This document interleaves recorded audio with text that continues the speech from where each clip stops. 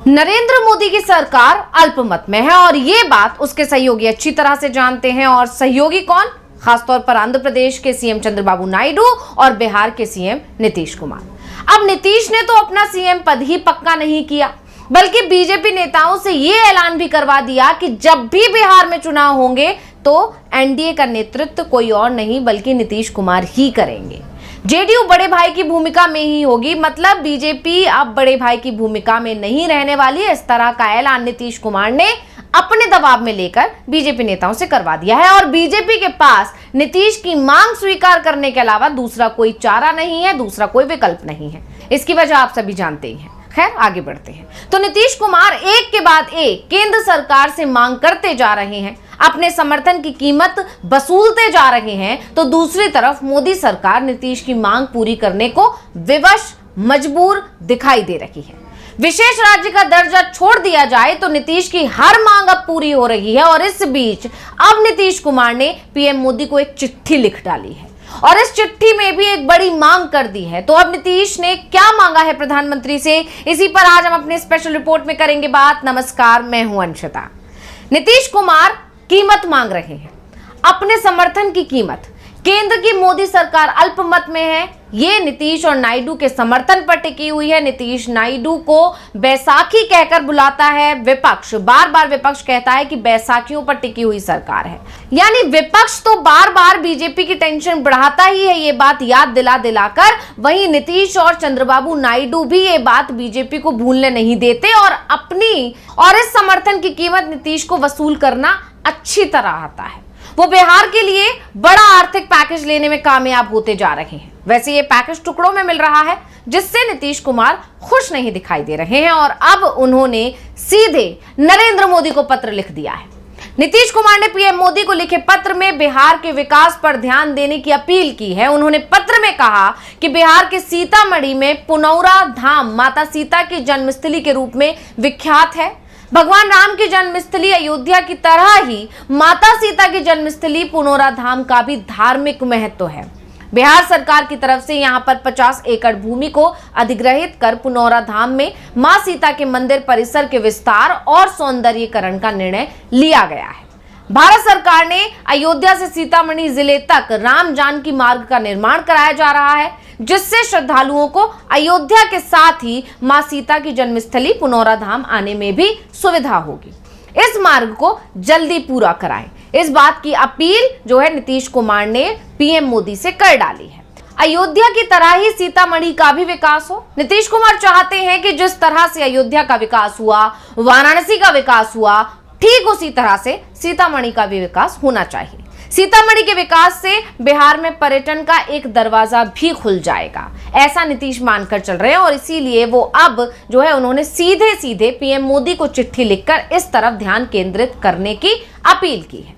दरअसल नीतीश को इस बात का एहसास है कि राज्य में सिर्फ आर्थिक विकास से काम नहीं चलेगा, पर्यटन पर भी ध्यान देना होगा। यानी राज्य में जो है पर्यटकों का आना भी बेहद जरूरी है, तभी राज्य विकास करेगा, क्योंकि पर्यटन बढ़ेगा तो उद्योग जगत के बीच भी अच्छा मैसेज जाएगा और फिर कंपनी आएंगी।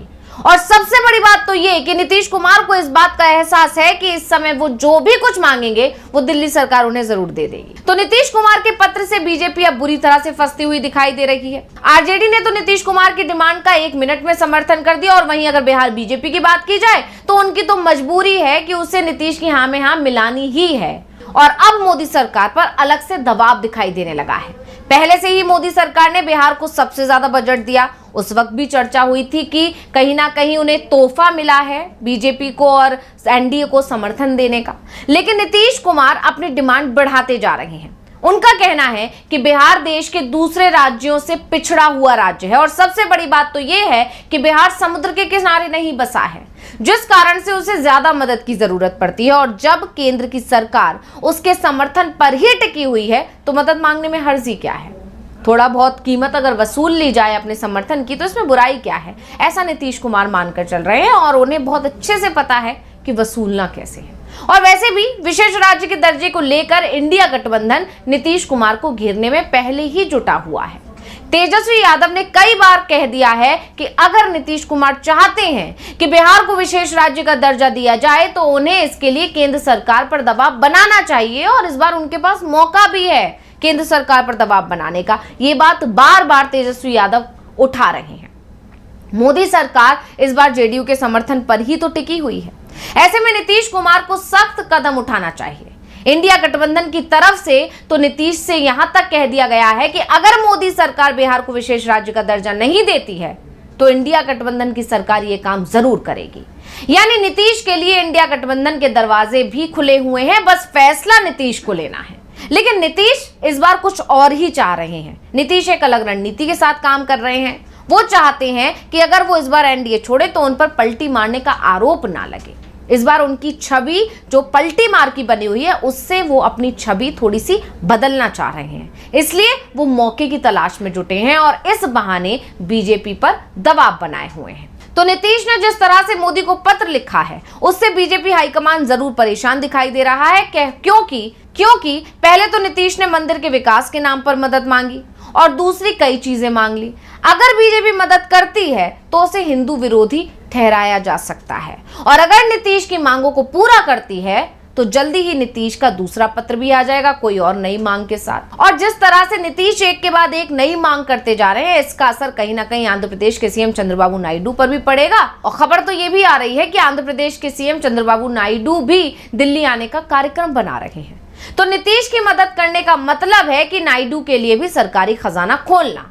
चंद्रबाबू नायडू तो पहले से ही साफ कर चुके हैं कि उन्हें केंद्र की मदद की जरूरत है और एक एक परियोजना में नहीं बल्कि दर्जनों परियोजनाओं में आंध्र प्रदेश को केंद्र सरकार की जरूरत है। यानी साफ है कि बीजेपी जो वैसाखियों पर टिकी हुई सरकार है, एक तरफ चंद्रबाबू नायडू है, एक तरफ नीतीश कुमार है, दोनों की ही बीजेपी को जरूरत है और इसी जरूरत को समझते हुए नीतीश कुमार और चंद्रबाबू नायडू दोनों ही अच्छी तरह से इस चीज का फायदा उठाने की कोशिश कर रहे हैं। बीजेपी बुरी तरह फंसी हुई है क्योंकि नीतीश कुमार और चंद्रबाबू नायडू अपने समर्थन की कीमत वसूल रहे हैं और अगर वो कहीं हल्के पड़ भी रहे हैं तो विपक्ष उन्हें बार बार इस बात की याद दिला रहा है कि तुम्हारे पास मौका है, तुम इस चीज का फायदा उठा सकते हो। यानी बीजेपी पर दबाव बनाकर राज्यों के लिए अच्छी खासा बजट ले सकते हो। जो परियोजनाएं लटकी हुई हैं या जो परियोजनाएं शुरू होनी है उनकी बात कर सकते हो, उनके लिए अपील कर सकते हो। और ऐसे में जब नीतीश कुमार ने ये हिंदुत्व वाला कार्ड चल दिया है, यानी सीता मैया के जो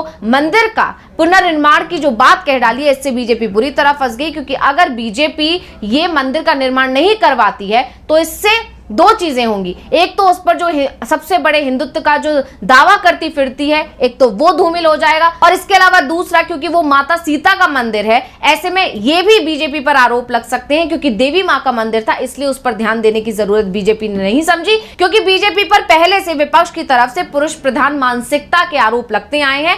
इस तरह की जो है चीजें अब बीजेपी के लिए मुश्किल बनती जा रही हैं। तो नीतीश कुमार की इस नई मांग ने बीजेपी की टेंशन को बढ़ा दिया है, बीजेपी को फंसा दिया है। अब देखना होगा कि बीजेपी इस नई मुसीबत से कैसे निकल पाती है।